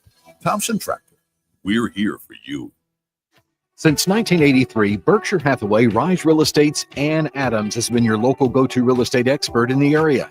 As a buyer, you can trust Ann's in-depth knowledge of the local housing market to narrow available properties down to those you'll be interested in, saving you time when shopping for a new home. When you're ready to sell, Ann's expert negotiation skills will ensure you get a fair price and hassle-free experience. Call Ann Adams today at 256-337-2625 or email annadamsrise@gmail.com. You've seen those beautiful epoxy floors in a garage or carport area and have probably wondered, how can I get that done? Well, the answer is Lifetime Epoxy Floors. Lifetime Epoxy Floors is an A-plus rated business with the Better Business Bureau and has been family-owned for over 14 years. They do both residential and commercial applications and get most jobs done in a day. Lifetime Epoxy Floors' motto is, we love what we do, and it shows. Visit LifetimeEpoxyFloors.com to schedule a free estimate today and check them out on Facebook. By now, you know about Eagle Masonry and Insulation, and maybe you know that Eagle also does landscaping and dirt work. But how about after paint work? Shower doors, shelving, and mirrors, all taken care of by Eagle, the same Eagle that takes care of all your masonry, insulation, and landscaping needs. Eagle brings the same level of expertise to all these disciplines, and they're ready to provide you with a free quote. The website is the same, insulatewitheagle.com, as is the phone number, 256-755-1556. Give them a call and see what Eagle can do for you. Eagle saves you time. Eagle saves you money.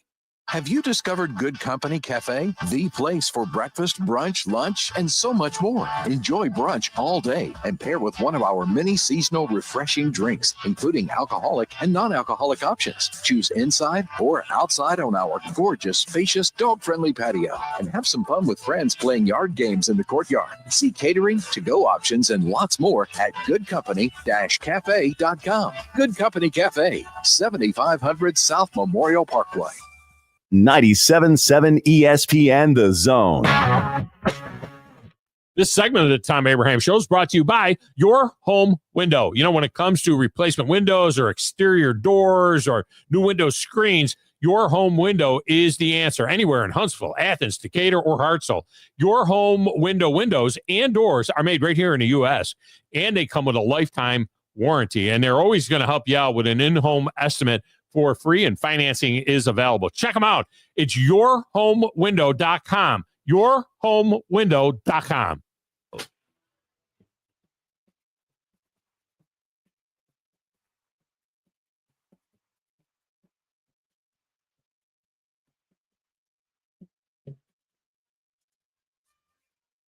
And welcome back, Thom Abraham Show. So glad that you are with us. Phone lines are open, so if you want to jump on board, you can do that. Last half hour or so of the show for this week, and then we'll start it all over again next week. And I got to be honest with you, Joe. My daughter, my baby daughter, my youngest daughter, just absolutely 100% made my day. She just sent me like the picture of the year. She sent me what is clearly the best picture of the entire year. My youngest grandson, Leo, who is 7 months old, maybe. What's September? October, November, December, January, February, March, April, May, 8, June, 9. 9 months old. So my youngest grandson is 9 months old. His father, who is quite possibly my favorite son-in-law. Well, it's close. I got some good son-in-laws. His father is one of two son-in-laws I have that their families are from Chicago. And they're huge Cubs fans. His daddy's a big Cubs fan. Wear Cubs hat all the time, all his Cubs stuff all the time. So she sends me a picture of my grandson, my 9-month-old grandson, and he's rocking the interlocking NY pinstripe onesie-ish thing. I'm asking if it was a hand-me-down. Danny and Ash got it for him. That's a good job. My son Danny is a huge Yankees fan, and his girlfriend Ashley is a huge Yankees fan. They're big time. They go around the country, go to Yankee games. So my son got this for my grandson. It's very nice. I can eat interlocking NY. So here's the thing. On the one hand, I am extremely excited to see my grandson wearing the pinstripes and the interlocking NY. On the other hand, if somebody had gotten that for my son and it wasn't Yankee gear, or I could live with Brave gear, but if it wasn't, like if I had a son that was that age and I was a young father and I'm a big Yankees fan and his uncle got him like Cubs gear or White Sox gear or Dodgers gear or something like that, and my wife put that on him, I would be livid. Seriously, man, I would be out of control. Couldn't handle it. I couldn't handle it. That would be like me sending a Yankee jersey to Joe's son, Joe's 6-year-old son. Oh, hey, Joe, here's a Yankee jersey for your son. You would make sure your wife wouldn't put it on him. And if she did, you would make him remove it immediately. Oh, I wouldn't make it home. Wouldn't make it home? Yeah, I wouldn't make it home. I mean, if I sent it straight to the house, and if I said, here, Mrs. Hunk, put this on little Hunk and take a picture of him in this Yankee jersey, you would hate me forever. I mean, I wouldn't even do that to you. Yeah. I wouldn't even do it to you. No, I wouldn't do that. No, that'd be bad. That'd be really bad. Yeah, that's not me. No, I wouldn't do that. So here's a 9-month-old boy. And he's go to anybody who wants to see the picture, just go to my Facebook page. Go to the Thom Abraham Facebook page, and you could see him wearing that gear. Is that bad? Is it wrong? Look, I'm a guy that I told my son, this son was a pretty good baseball player. And when he was a teenager, I told him if he were to get drafted by the Red Sox and he were to leave my wife and I 2 tickets to a Red Sox Yankees game at Fenway Park, and he left for me at the will call window his jersey number 7, Abraham on the back of his Red Sox jersey, and a Boston Red Sox hat, I would not wear it if he was the center fielder for the Boston Red Sox. I told him at that age, I said, this is what will happen. I hope you go 4 for 4 in the game, and I hope the Yankees win 7-3. It's the way it is. Couldn't do it. Sorry, couldn't do it. Am I evil? Here it is, Father's Day weekend. Does that make me a bad father? If your son was good enough, Joe, to ultimately make it, what team do you hate the most in all of baseball? I mean, the Yankees, right? No, Cardinals. Cardinals. So your son gets drafted by the Cardinals. Would you wear a Cardinal jersey with his number and hunk on the back of it? No. I also am not going to allow Alabama into my house when it comes to recruiting either. So if Alabama offers your son a full ride, but Tennessee or Auburn don't, and your son ends up at Alabama, it takes the scholarship. Are you going to the games and wearing the script A? I am going to the games. I will not wear the script A. Yeah. I will make a shirt myself, have his number on the back, but it will not be in those colors. It's and the thing is with Alabama and Auburn, it's happened a lot. I mean, it's happened, the Britt family, Wesley Britt and all the Brits that went to Alabama, they were the old man Britt, I believe, I might be making this up. I think old man Britt was an Auburn guy. I think he and the wife were both Auburn guys.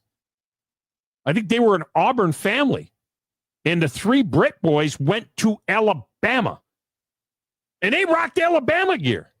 They were Auburn grads and weren't just like sidewalk alumni or fans. They literally were Auburn people. And that state is littered with stories like that in the state of Alabama. Littered with stories of families that are Alabama families where the kids end up going to Auburn. Guy I used to work with. Guy I helped get his career started at multiple radio stations. You know what I'm talking about. Grew up an Alabama fan. Thought he was going to Alabama. The offer got pulled. He ended up at Auburn. Played center. Good friend of mine. He came from an Alabama family. Now he's all orange and blue. So way they roll. What can I tell you? All right, update from Oakmont. I mean, I never had to deal with it, but I mean, what if my son was a football player and he got drafted by the Steelers? I mean, God bless you. Take the check. I mean, I'm not saying that but don't be expecting me to wear Steeler gear. I'm not wearing your Steeler jersey. Not doing it. JJ Spawn is holding up. I mean, he made a bogey at 3 and turned around and made a birdie at 4. So he's still through 5 now. He is still 3 under par or 4 under par and has a 1-shot lead at the Open. Sam Burns is in, shot 65 today. He is second at 3 under, along with Thurston Lawrence, who just made par on his first hole, which is number 10. He's 3 under. Ben Griffin is 2 under. He's on the course. He's 1 under for the day. Victor Hovland shot 68 today to get to 1 under. And the only other guy under par right now is Soo Kim. Adam Scott through 4 is still even par. Adam Scott's in the top 10 right now. Xander Schauffele is 2 under for the day and has gotten himself into the even par. Victor Perez, Frenchman, had a hole-in-one today. He was 3 over at the time, had a hole-in-one, got it to 1 over, and finished even par on the day and 1 over for the tournament. All right, some of the names that you want to know about. Brooks Koepka shot 74 today to go with his 68. He's now 2 over. Still in the mix of, he's T15. Ludwig Aberg is 3 over for today. Bryson DeChambeau is even today, 3 over for the tournament. Phil Mickelson just got started. Still at 4 over. T33 at 4 over, along with John Rahm, who is in. John Rahm, who shot 69, 1 under 69 yesterday, shot 75 today.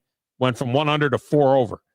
Scotty Scheffler went from 3 over to 4 over, shot 71 today. He's T33 with John Rahm. That group could be together.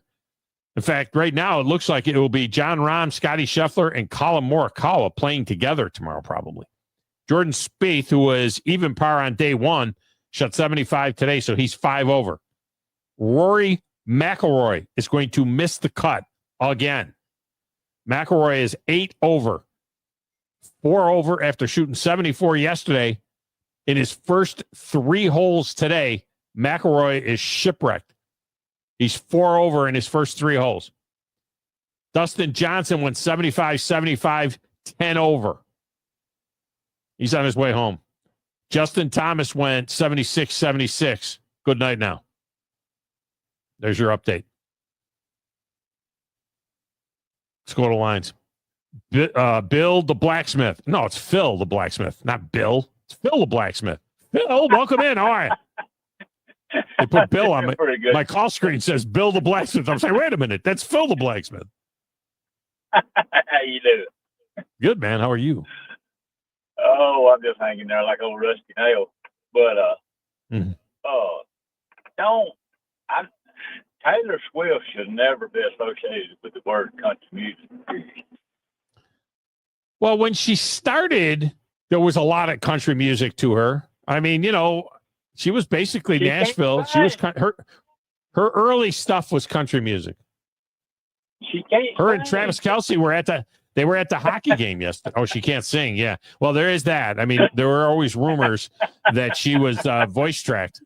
A lot of voice tracking going on with that there Taylor Swift. I have never been to a Taylor Swift party. I mean, I got to know her dad a little bit back in the day, but I've never been a Taylor Swift fan. I never have been a Taylor Swift.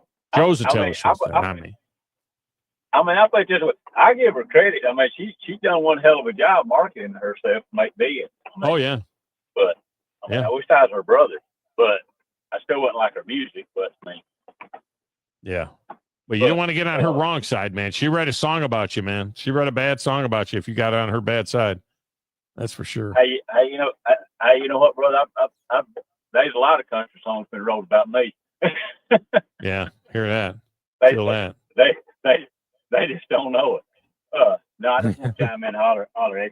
And hey, you're talking about that with I just tell you a story. You're talking about the Yankees and Red Sox and all that. I used to work down there at Goodyear down there at Gaston with a young man, and he was a Boston fan, and he literally want to throw fist at you if you holler "Go Yankees" during ball season. But no, he wasn't really? about 5 foot. He wasn't about 5'2", so I don't worry about that. Yeah. But also, I'm a Roll Tide fan, and I'd absolutely refuse to wear orange except one time a year, and that's during hunting season, and they give me a ticket if I did. But that's a little different orange.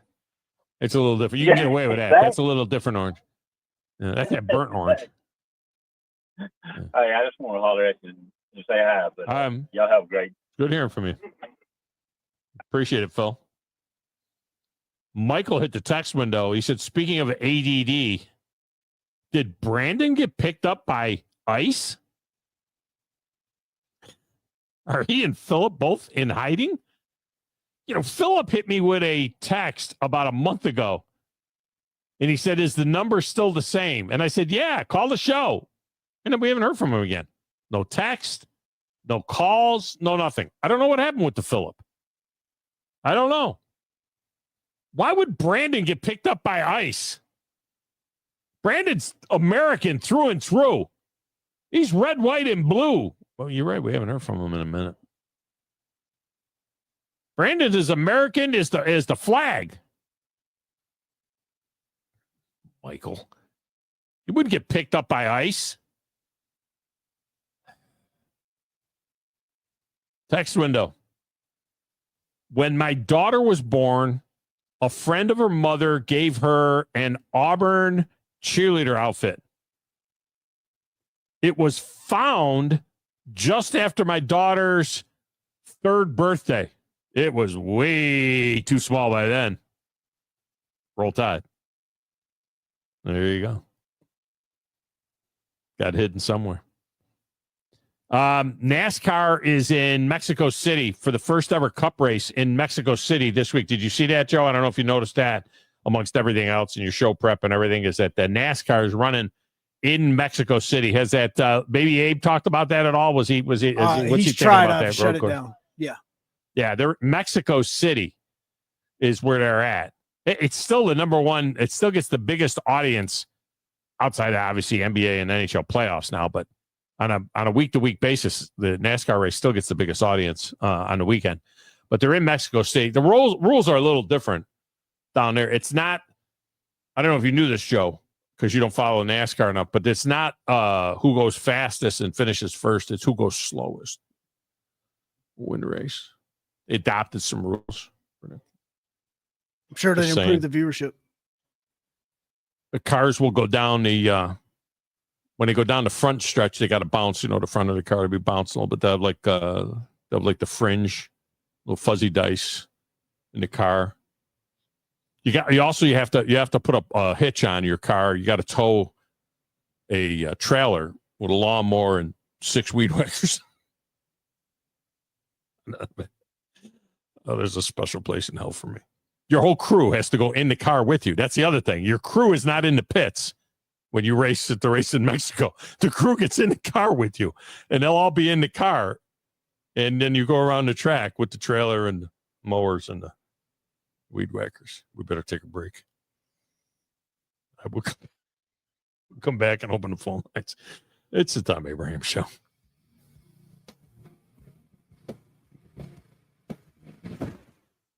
You're listening to the Thom Abraham Show with Joe Hunk on 97.7 ESPN The Zone.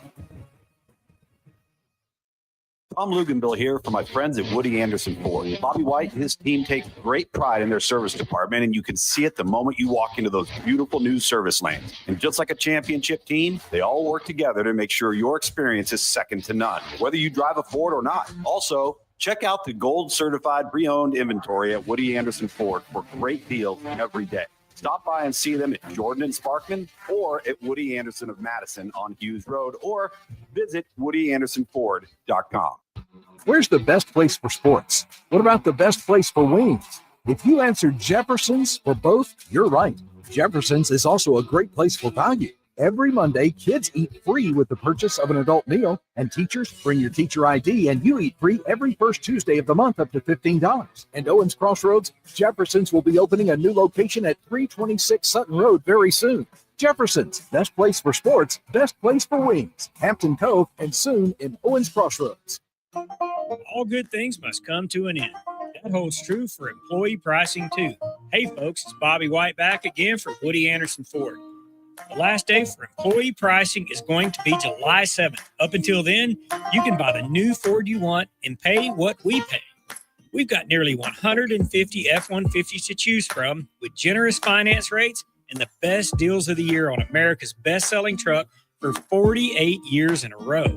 Had your eye on a Bronco Sport? It's employee priced, and we've got over 60 to choose from.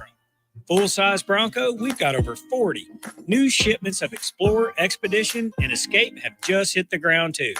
Again, all things must come to an end, and the last day for employee pricing is July 7th. Time to hit it and get it. Employee pricing can save you up to thousands off MSRP. With over 600 Fords to choose from, there's a good chance you'll find exactly what you need. Woody Anderson Ford. It's important to see us before July 7th. You've seen those beautiful epoxy floors in a garage or carport area and have probably wondered, how can I get that done?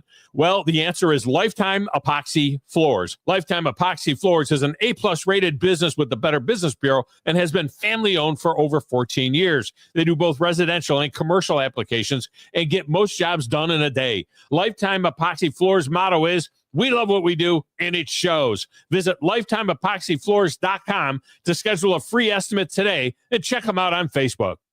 Where's the best place for sports? What about the best place for wings? If you answered Jefferson's for both, you're right. Jefferson's is also a great place for value.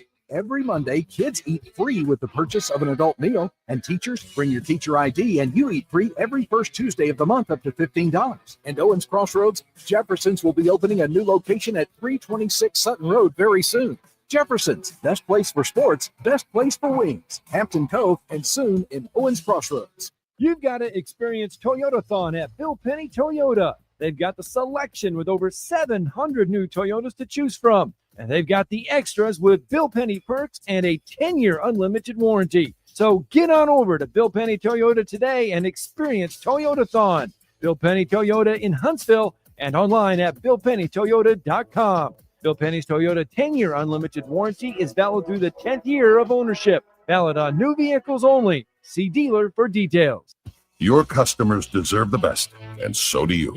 You invest in your customers with your heart, soul, and skill. Well, it's time to invest in yourself with the next generation Cat 255 compact track loader from Thompson Tractor. After all, those who give their best deserve the best, and this machine has it all. With features that include a more powerful engine, tri-axle truck loading capabilities, a spacious cab, and a smooth ride for all-day comfort. Best of all, now Thompson Tractor is making that investment even better with our Workhorse Special. Get 0% financing for 36 months on the purchase of a new Cat 255 compact track loader that comes with a 3-year warranty. You also get a 74-inch bucket and 1,000-hour filter kit. But hurry, this offer is only good through June 30th. Visit ThompsonTractor.com for details. Thompson Tractor, we're here for you. At the Huntsville Sports Commission, we do sports. The Rocket City is your destination for world-class sports in North Alabama. The Huntsville Sports Commission brings elite tournaments, championships, and other exciting athletic events to our city. From youth leagues to national championships, we're driving tourism, boosting local business, and building a stronger, more active community. When you team up with us, we'll worry about the details so you don't have to. We do sports. 97.7 ESPN The Zone. Spring has sprung, so now is the time to get into Owen Home Appliance Center and check out the new shipment of scratch and dent items that they have at the Somerville location. They got a side-by-side refrigerator down there with water and ice, just $6.99. Or you can head to the highly interactive location at Lacey Springs and get the latest in appliance tech. I mean, you got to check out the 21 cubic foot upright frost-free freezer for just $7.99. It's Owen Home Appliance Center.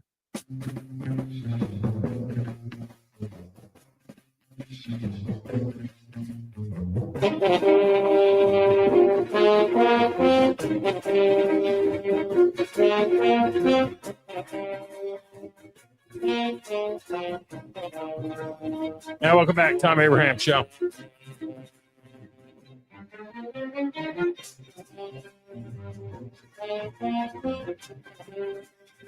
Tomahawk David says, and the drivers have to play La Cucharera on the horn each time you pass them to the start-finish line.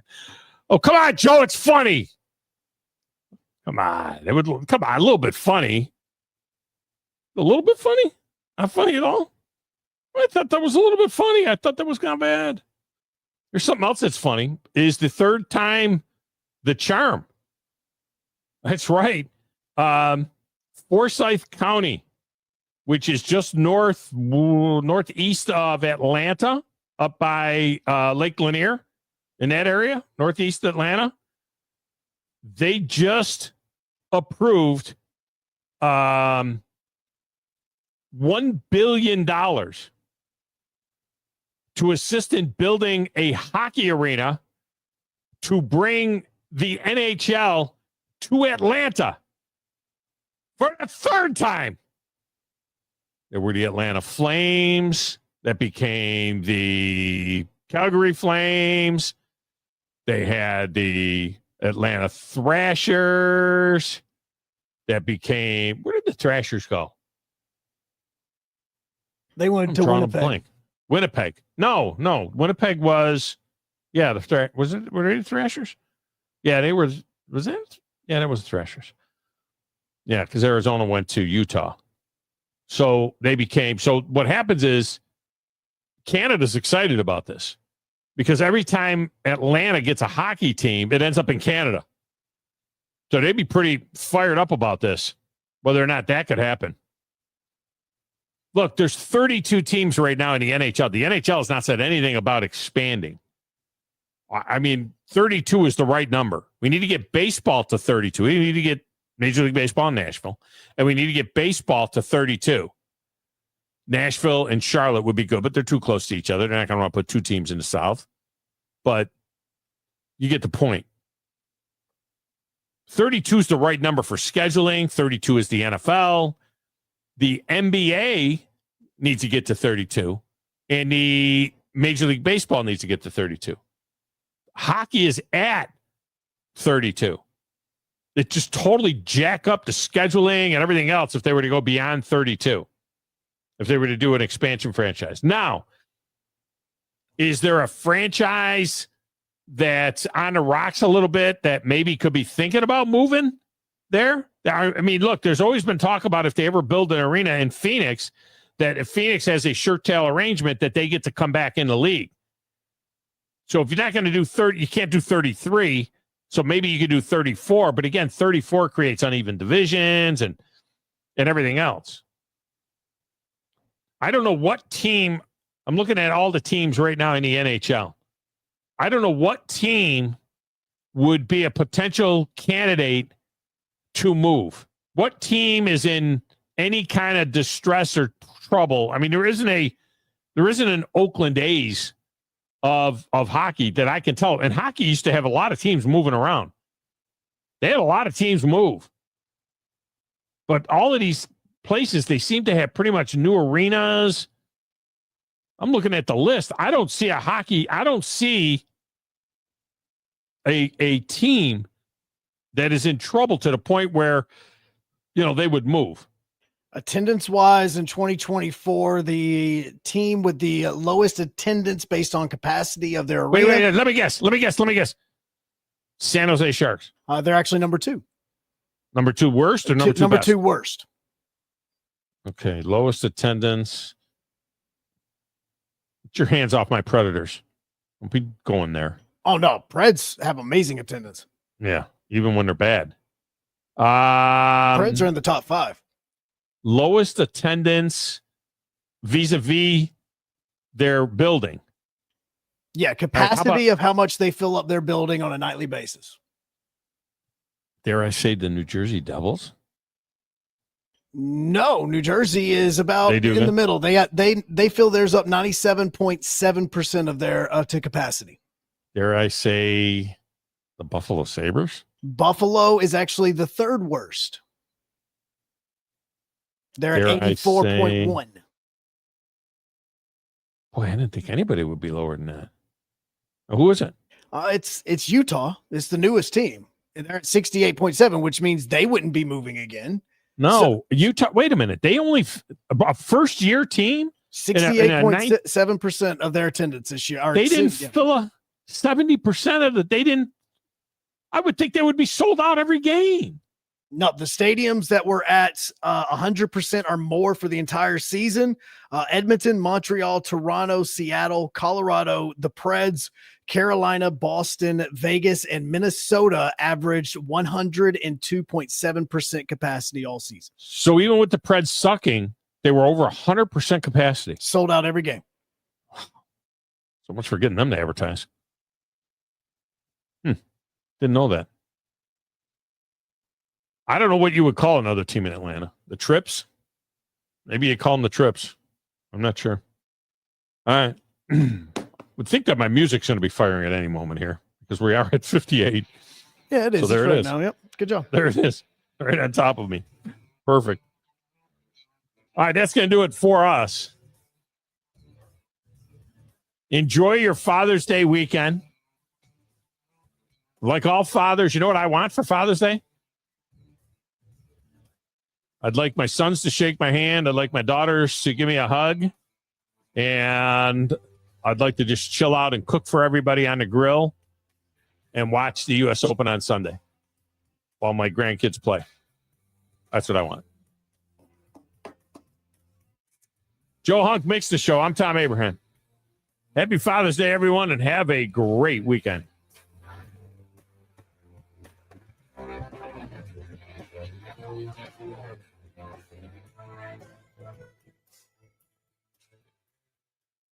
The Drive with Wes Neighbors and Steve Moulton. Weekdays from 5 to 7 p.m. Only on 97.7 ESPN The Zone. This hour of the Paul Feinbaum Show is brought to you by Sense Green Heating, Cooling, and Insulation.